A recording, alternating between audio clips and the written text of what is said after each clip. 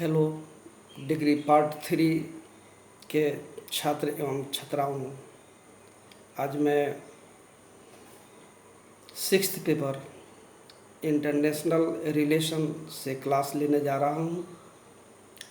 आज का टॉपिक है balance of power, meaning and definition, अर्थात शक्ति संतुलन, अर्थ एवं परिभाषा। अंतर्राष्ट्रीय राजनीति के परिप्रेक्ष्य में शक्ति संतुलन से अभिप्राय है कि विभिन्न राष्ट्रों के बीच कम से कम स्थूल संतुलन कायम होना। सिलिचर के शब्दों में शक्ति संतुलन व्यक्तियों तथा समुदायों की सापेक्ष शक्ति की ओर संकेत करता है।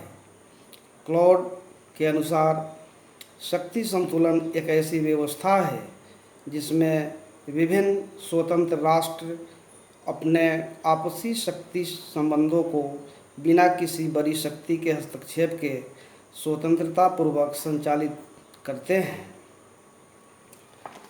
डिकिंस ने लिखा है कि शक्ति संतुलन शब्द का प्रयोग समानता और असमानता दोनों ही अर्थों में किया जाता है।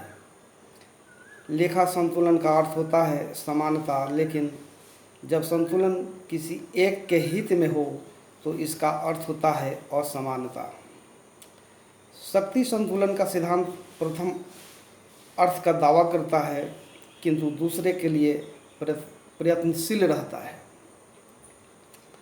फेनोल के अनुसार शक्ति संतुलन का एक अत्यंत स्पष्ट सिद्धांत है कि अपने पड़ोसी राष्ट्र को इतना शक्तिशाली कभी न बनने दो कि वह भय का कारण बन जाए। कैसलरे ने शक्ति संतुलन का वर्णन इन शब्दों में किया है: राष्ट्र परिवार के सदस्यों के बीच ऐसी उचित साम्यावस्था बनाए रखना जिससे उनमें से किसी भी इतना ताकतवर न हो सके कि वह अपनी इच्छा दूसरे पर लाद सके।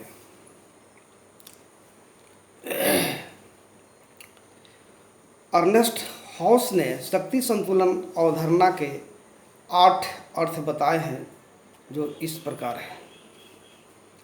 पहला, शक्ति संतुलन से अभिप्राय है शक्ति का वितरण।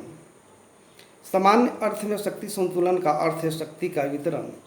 जब कोई राजनीतिज्ञ यह कहता है कि शक्ति का संतुलन परिवर्तित हो गया है तो उसका तात्पर्य होता है कि उसका विरोधी पहले की तुलना में उससे अधिक शक्तिशाली हो गया है।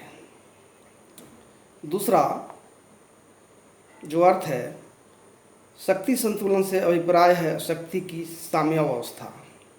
शक्ति संतुलन से अभिप्राय है दो प्रतियोगी राष्ट्रों, गुटों, राष्ट्रों के समूहों तथा प्रतिस्पर्धी दलों में शक्ति की तुल्यभारिता या समानता।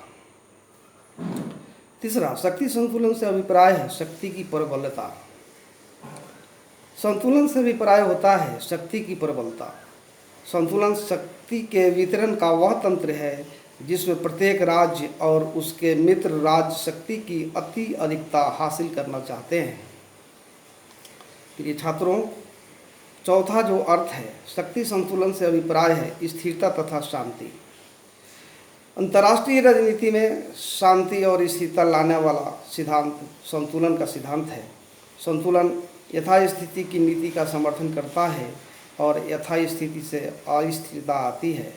शक्ति संतुलन से आक्रमण रोकने में मदद मिलने की बात कही जाती है और इसका पक्ष पोषण इस आधार पर किया जाता है कि इसमें शांति लाने की क्षमता है। पांचवा, शक्ति संतुलन से अभिप्राय है अस्थिरता तथा युद्ध। ऐसा भी कहा जाता है कि संतुलन से अस्थिरता तथा युद्ध की स्थिति का निर्माण होता है। प्रथम विश्व युद्ध छिड़ने का कारण यह था कि जर्मनी को यह गलतफहमी थी कि उसकी शक्ति उसके विरोधियों की शक्ति को संतुलित कर सकती है। शक्ति संतुलन से भय और अविश्वास बढ़ता है जिसका परिणाम युद्ध होता है। छठा, शक्ति संतुलन से अभिप्राय शक्ति की राजनीति।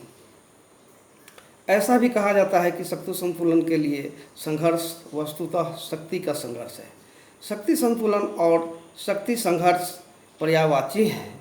Power, politics of pure power and the balance of power are here merged into one concept. सातवां जो अर्थ है, शक्ति संतुलन एक सार्वभौमिक सिद्धांत के रूप में। संतुलन एक सार्वभौमिक नियम है। जहाँ राष्ट्र राज्य व्यवस्था होगी वहाँ किसी न किसी प्रकार का संतुलन अवश्य रहेगा, चाहे यूनान के नगर राज्य हो या इटली के राज्य अथवा द्वितीय विश्व युद्ध के बाद की विश्व राजनीति। संतुलन के नियम को अवश्य ध्यान में रखा जाता है। और आठवां जो अर्थ है, शक्ति संतुलन एक व्यवस्था के रूप में तथा नीति निर्माताओं के लिए मार्गदर्शक।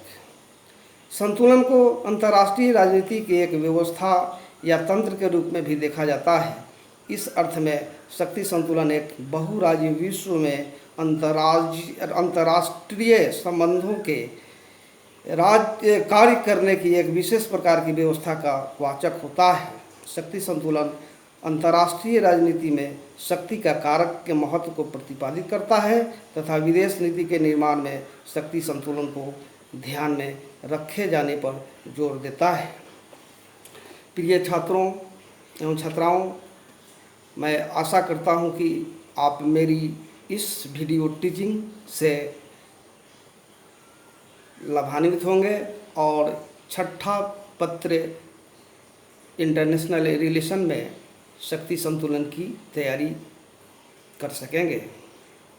धन्यवाद।